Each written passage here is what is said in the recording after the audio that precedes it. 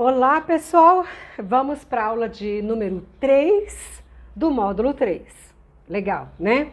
Nessa aula, nós vamos estudar um pouco mais o nosso inconsciente, ou seja, o que não está. Não vamos falar subconsciente, vamos falar inconsciente, porque ele não está, certo? Vamos lembrar do nosso iceberg?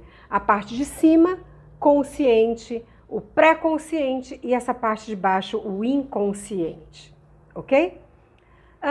Todo o material que eu não preciso ou material que eu não posso lembrar, porque isso me faria um mal muito grande, por ser um conteúdo traumatizante, este conteúdo é o conteúdo que vai para o inconsciente.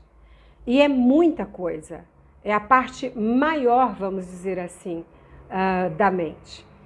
Vamos lembrar que o nosso inconsciente, ele é o material que começa a ser desenvolvido desde o momento em que o bebezinho, ainda sendo gerado por volta do 5º mês de gravidez, os órgãos dos sentidos já estão prontos, o sistema nervoso central e periférico, portanto, o cérebro já está pronto.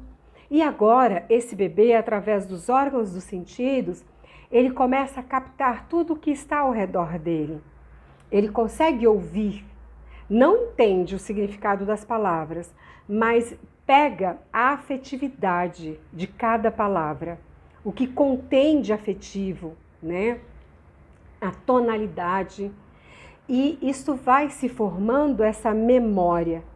Mas esse não é um material que a gente vai precisar. Não é um material que você precisa para a sua sobrevivência. Então, é um material que vai para o inconsciente. Então, tudo que você vivenciou, desde o momento em que os seus órgãos dos sentidos estavam prontos, até os dias de hoje, todo esse material, e não é um material que você precisa para a sua sobrevivência, não é um material que foi para o seu pré-consciente, ele foi para o inconsciente. A mente é como se ela tivesse vida própria e ela se autorregulasse. Então, este material não precisa para a sobrevivência, então vou colocar no inconsciente. Tem um outro material também que vai para o inconsciente, que é o material de conteúdo extremamente traumático. Se é um trauma maior do que aquela criança pode suportar, então este material ele também vai para o inconsciente e ali ele fica.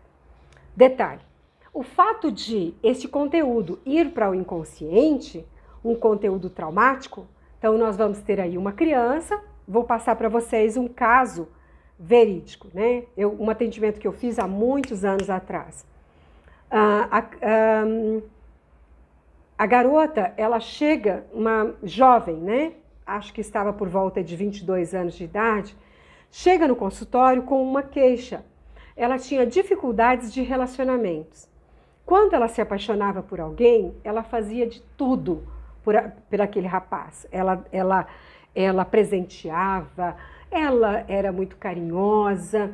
E assim que aquele rapaz começava a gostar dela, e ela sentia segurança de que ele estava começando a gostar, ela sentia uma aversão. E aí ela começava um processo de maltratar, de afastar. E depois de várias pessoas terem passado nesse mesmo formato na vida dela, ela resolveu procurar ajuda profissional. E aí a gente compreende que tinha dificuldades, ela manifestava dificuldade nos vínculos. Tinha dificuldade em perceber e lidar com as pessoas que apresentavam carinho por ela. E essa é uma característica interessante, né, da pessoa que passou pelo trauma de abuso. Tinha uma série de características que eu fui observando e eu tinha certeza que aquela menina havia passado por abuso e havia um trauma de abuso. Mas, no relato, na fala, nas lembranças enquanto criança, ela não tinha nenhuma lembrança de abuso. E isso não apresentava durante os processos terapêuticos. Mas um dia, ela, conversando, ela me disse: eu tive um sonho muito estranho. Eu estava deitada em um tapete com as minhas perninhas numa espécie de estante para cima e eu estava assistindo um desenho, mas o meu corpo doía e eu estava com uma roupinha branca. E eu acordei muito mal daquele sonho. E aí, o que aconteceu? Eu disse para ela: eu fiz uma sugestão. Você contaria esse sonho para sua mãe? E ela disse: sim, eu contaria para minha mãe.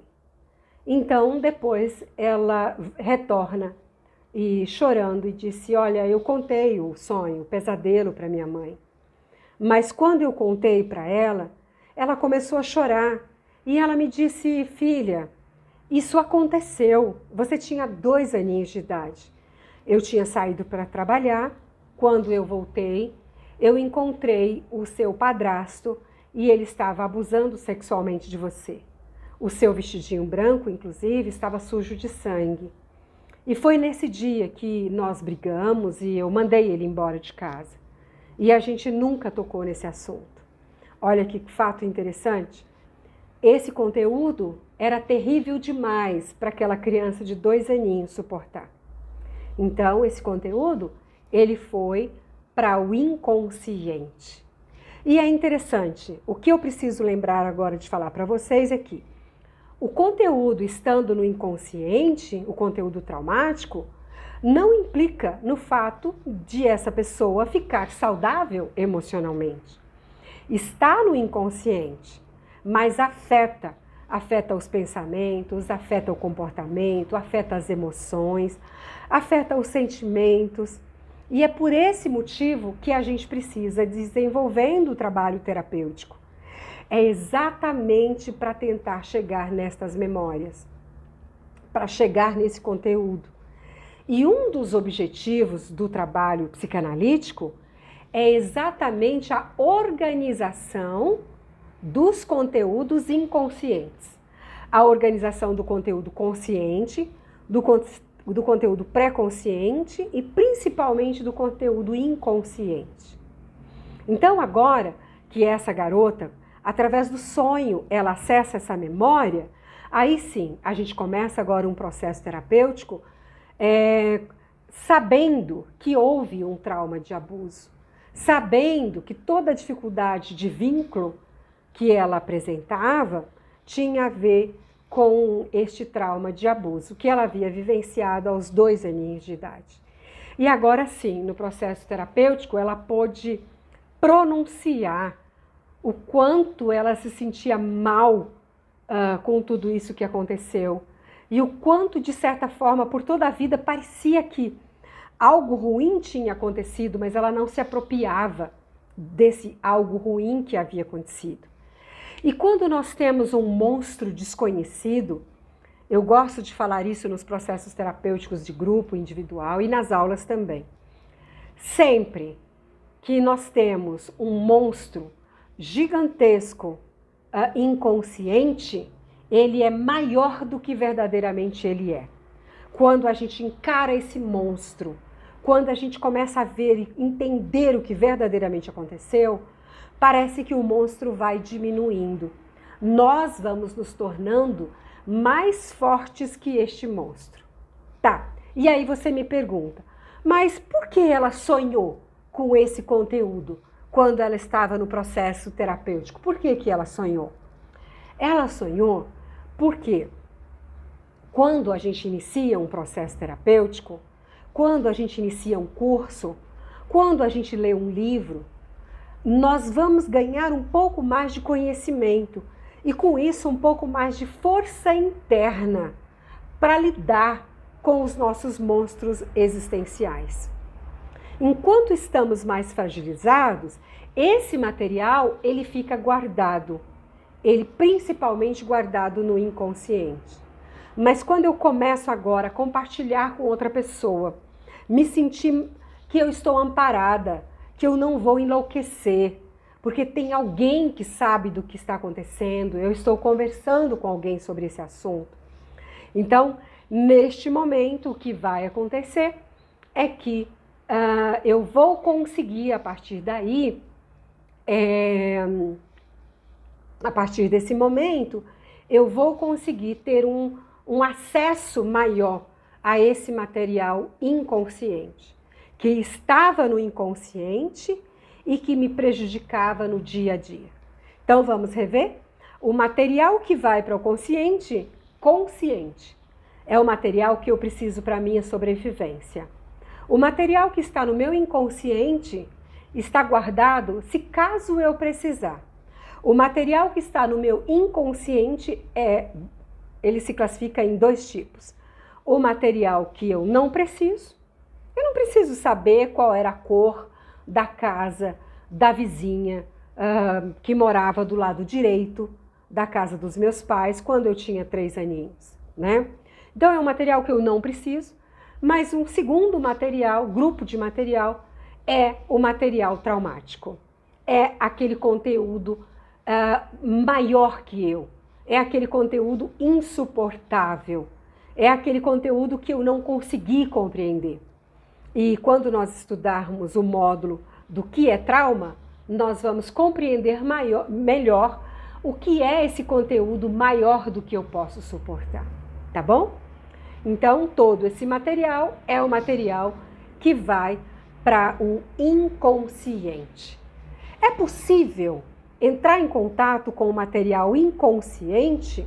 Sim, através do processo psicanalítico, do tratamento e desse amparo.